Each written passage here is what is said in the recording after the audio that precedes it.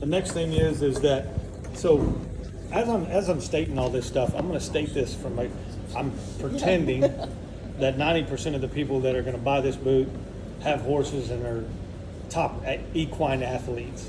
When we all sit here and know that about 98% of the people that buy these are gonna be, want to be the average Joe from the cowboy boot. But to elevate the brand and elevate the status and to let people know that we're back in building a cowboy boot in a way that it was built years and years ago, but we've added a few features to make it better, so to speak. So basically on this one, unfortunately, but most of your sales samples should have it. One of the biggest complaints about just using lemon wood pegs is that they tend to loosen up. And right here, once they get wet dry, when that peg loosens up front, sand will start to seep in there for that guy that's in the arena all the time, you know, so to speak. So what I did is with Ruben at Vaqueros is instead of putting brass nails like people do, I wanted to stay with all lemon wood pegs, old school. I extended the welt stitch, which will close that gap. It won't allow that to get too soft. Even if that leather starts to soften up, it'll close that gap to where that won't come in through that. Very rarely do you get sand seepage in the back of this because it's still pretty tight as that curves in with those lemon wood pegs. The next thing would obviously be the new heel. It's a leather stacked heel, plastic heel ran because wet dry, and of course when you obviously got a spur on it, this will wear down leather quick. It will not wear down this. And I'm pretty sure that's TPU as well, so to speak. The reason for the larger heel base, number one, and larger, how we open this up through the guts of the boot here, is just to give a little bit more platform. Old school cowboy boots that were hourglassed in, so thin, don't add that support that you'll get from that little bit of extra width on the outside of those lemon wood pegs, okay? And it allows us to get a bigger heel base, okay? Which, once again, from a rollover standpoint, it gives you much more of a platform to stand on.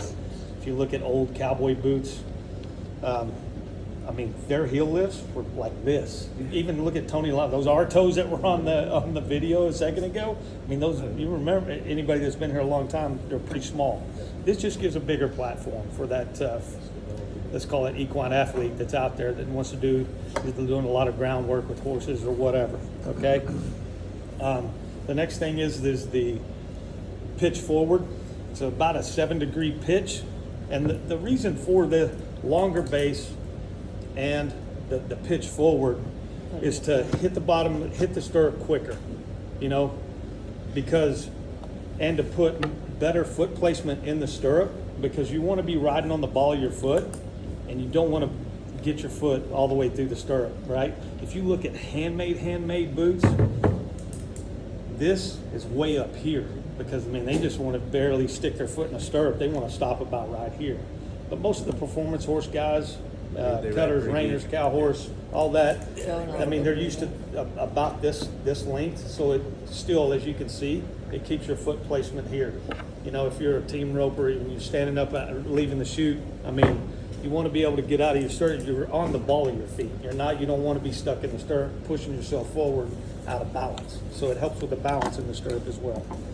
And once again, like I said, these are all just features that I hope you'll use even though they may not think of it as being a horseman boot, or they may not have that kind of a customer, still sell it in that way because it adds to the authenticity that I think we've lost a little bit of. I think in our last meeting, a lot of everybody was saying, plain and simple, we've lost a lot of that. I mean, people don't go out and run and buy Tony Lama boots, not the first thing on their mind, you know, especially equine athletes, you know. So, go ahead.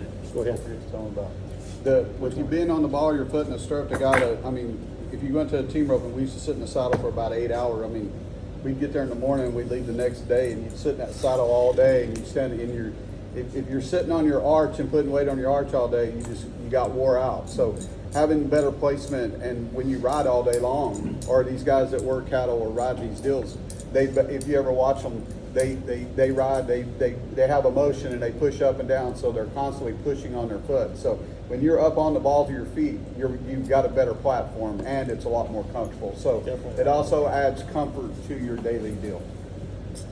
Posting. Yeah, riding with it. Anyways, so the next thing, spur placement. We did a little bit of research here to come up with this.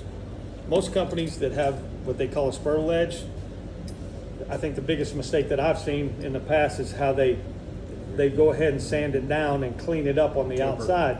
Well, when you got a spur that does that, just because it's in the back, I mean, it's going to do this all day long because it's dropping over the edge. So basically what we did is we took Kelly Custom Spurs, Par Trade, which is one of the largest spur dealers. We just took about 3 different spurs, 3 different lengths in the bands, and tried to come up with what's in the middle. So we settled on it's 9 millimeters in the back, and we remained a 6 millimeter on the side, so that the bands will ride perfectly and are not going to drop. I didn't have a spur strap. This was kind of What does that mean? my fault. I should have had the props all the way. But anyway, so that's the reason for that, and I think it's a good added feature to what we're trying to do here. The next thing above that, am I going by your slide? Heel. Well, okay. Now we're going to here. So old school channel welt, made them like we used to. You know, we still make them like we used to. You know, through the 30s, the 40s. So Jim, being new, everybody else understands channel weld, right? And you understand? We talked about it. We talked about it, you're good to go with it? So, they went to ribbon welting in the early 80s, they went to ribbon welting, which basically took a step out of the process and made it cheaper way to make boots, and then they would put cork filler in there, and so people would get popping shanks and stuff like that because it creates air pockets. This is gonna be 2 pieces of leather. It's flatter, your foot's gonna sit down in the boot better also with this, not. The big thing that affects is your toe profile, right? Lower That too. Rib weld gives you a high. It takes the last up on the inside. Yeah. Where that gives you Okay, a that's profile right. of sleep. And that's what you want. This one We're able to doesn't. This get one it. doesn't have that. Yeah, it does. It's just not as. Oh, okay. You gotta, Gotta rip it yeah, up. just gotta pull it up just a little bit. When that machine runs, that thing runs down the inside there, so it pull, they don't want it, they don't wanna cut it too deep. On the so boot. Yeah. They put it in, they pull it in there. You see how he pulls his out. It's a big, long Right ribbon. in there. We can send y'all a ribbon one too, probably. So they We fold may it Yeah, still have just some. for ribbon like stands to know up. the difference. Stands up on. Yeah, to show a little and, bit difference. threads. Yeah. Where this sits down in there, yeah. It's also It's- better it's- fit. it's It original gives you school more of a fit technology. to the angles of the feet, you know, so to Yep. speak. Everybody's got different deal, but, so with that, the additive that I put into this was these flex points. To line up with this, you know, obviously we all know that we're in a society of instant gratification. You sit there and watch parents go, well, son, you know, this is your first boot. You're going to have to learn how to break them in. They don't want to break in a boot. You know, kids don't want to break in boots. So we got to, you know, now they're used to Ariat technology that's tennis shoe technology. What we're doing is we're still maintaining the integrity of building an actual cowboy boot with a 10 iron outsole. But by putting the hybrid here and by lining this up, out of the box, like I said yesterday, I kind of touched a little bit on it yesterday, out of the box instant gratification. Way to get to this. Ruben, the owner of Vaqueros, came up with it because we still weren't getting that kind of a flexibility. It took like a little bit. Even after this, he's pulling the last out of the boot once it's lasted, popping it once, putting the last back in it to finish. So that he breaks the glue loose. Once that glue dries a little bit, it's just one little extra step. But your sales samples that came into the office, every single one of them, I took the stuffers out of them, one finger, bam. So what that does is it alleviates probably 75% of the heel slippage in the back. Okay, that's a big feature because that's the number one. Anybody that sold a cowboy boot, or hundreds or thousands of them, you're gonna know every single time. Even guys that have worn cowboy, oh no, these are too small. Well, what makes you think they're too small? Well, my heel's slipping. Bam.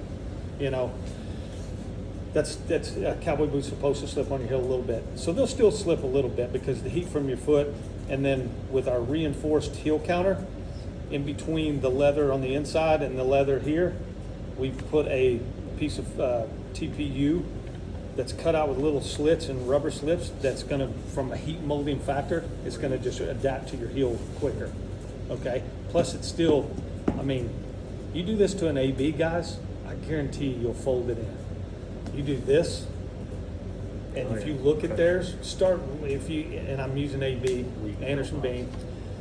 Some of you might not have a store that has that in your territory, but most of you probably have at least one, maybe. You know, but you notice their toe boxes go from about right here to here. For some reason, they had changed that, and I mean, you can just mash on them and it just folds. Especially once they get broke in, they usually break down. Ours still are old school here, plus they're reinforced. This is one of the original prototypes, so this sales sample just hit the DC today with the 2 Caymans. So you guys are going to get your Caymans, and this last one. They'll probably be over We'll there. ship on Monday.